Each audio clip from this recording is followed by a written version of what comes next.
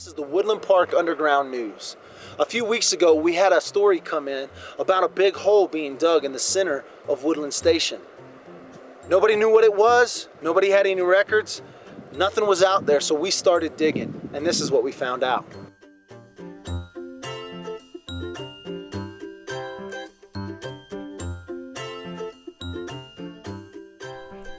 It's an unfortunate situation.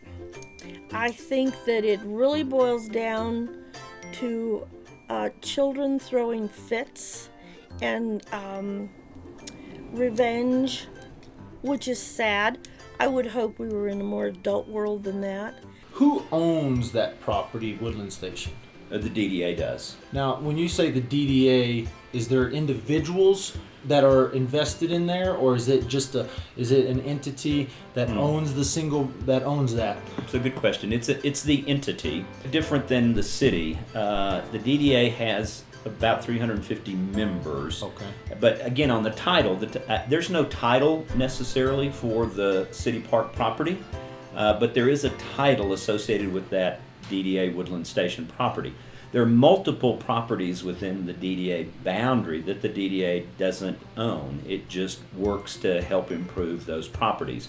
But in this case, they do own the Woodland Station property.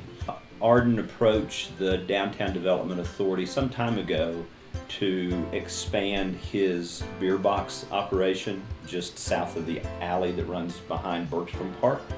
And the DDA staff at the time, I'm not sure if the DDA board approved this, but I know the DDA staff allowed Arden to bring in, via Chris Baker, some topsoil and then reseed it to provide a nicer lawn area for his beer box. Mr. Weatherford, again, could have been misled, the same as we were in some instances, to think that he had some claim to that property. He does not. We had contracts in the past. Those contracts were not fulfilled, not so much because of the DDA, but because of Arden. He did not perform according to the contracts. We gave extensions, we gave every opportunity to work through that, and still, he did not conform to the stipulations of the contracts. Finally, they were null and void. When the expansion of the beer box permanently didn't work, then Chris Baker, who had effectively, as I understand it, loaned the dirt to Arden from a project that Chris was working on west of town. Chris needed the dirt back, so he came in and is excavating the dirt back out from that which he brought in. And through that, he seems to think that he has some claim and some right that he did not receive. And this hole over there is a result of that. Our attorney has said he has no right to any of it. He is trespassing, and if it goes to court, he is trespassing and he is stealing more dirt than he ever deposited. So that's the legal stance, and that comes right from our counsel. But Chris is just coming to get his dirt back. Now, was this when he came back to get the dirt, was this with the permission of the Downtown Development Authority, or did he just come to the city, you guys, and say, hey, I'm going to pick up my dirt?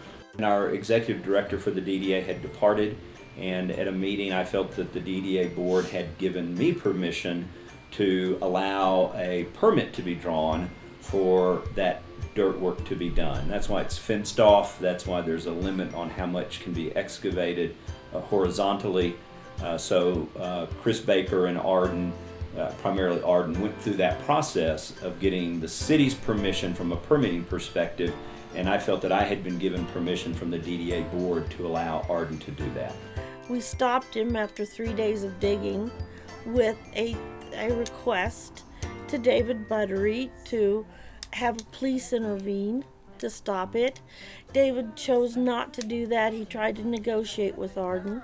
The Ardens did get a permit from the city to remove the dirt. Still, it did not come before the DDA board. The board was not aware of this permit that he got and that David signed on our behalf. We had not seen the permit. We did not know what the permit stated.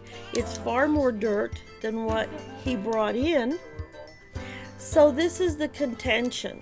And he just won't stop.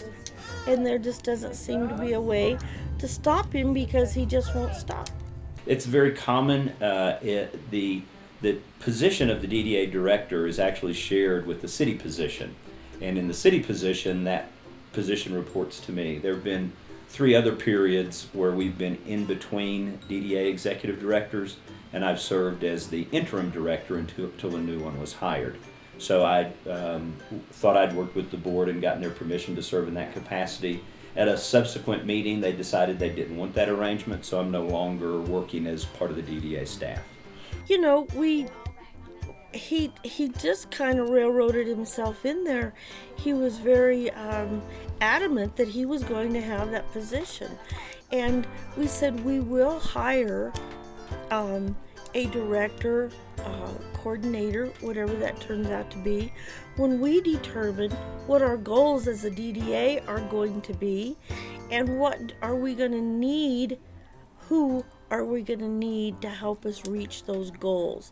And then we will hire someone that helps us to reach those goals, whether it's a grant writer, or it's a negotiator, whether it's whatever it turns out to be. Then we'll hire a director. There's no point in spending the taxpayers' money on a high-dollar director when they're doing nothing.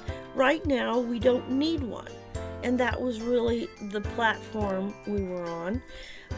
We did not mean to hurt his feelings in any way. We do not want to sever from the city. We do not want, but when we voted 5-3 for David Buttery to not act as a sitting director, it wasn't so much against him as that we didn't want a director. And he was very upset. He slammed his papers together and got up and marched off and took his staff with him.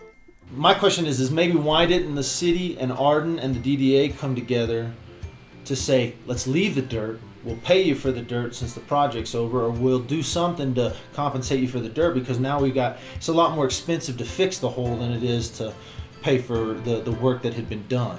Yeah, that opportunity to do what you just said never presented itself. Let's leave it as it is. So I don't know, that really was never discussed. Sounds like a viable option to me. So look, I don't know whose fault it is.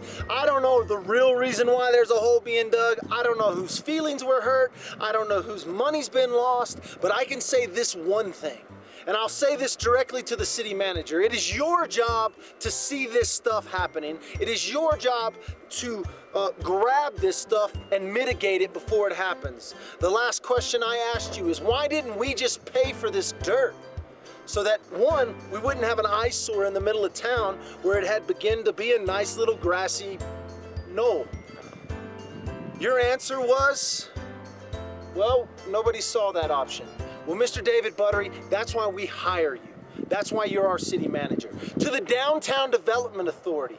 I don't know what kind of contracts you have in place for this piece of property. I don't know what kind of stipulations you have to build here. The things that I've heard about roads having to be paid for and drainage having to be paid for. All I want to know is that this piece of property is going to be both beneficial to the people of Woodland Park and that it's not going to sit vacant for another 10 years. And to Arden Weatherford, I love your beer. I wish this beer garden would have worked out. Man, why you gotta go dig a big hole in town? Make them pay you for the dirt, go to them, talk to them, work it out. It's too late now, I know. Nobody cares there's a big hole in the middle of town, except a few people. My name's Michael, you've been watching the Woodland Park Underground News. If you have a story for us, even if it's just a big pissing match, we wanna hear about it. Leave a message, make a comment, come join our team. We'll talk to you later. I'm gonna go play in the dirt hole right now.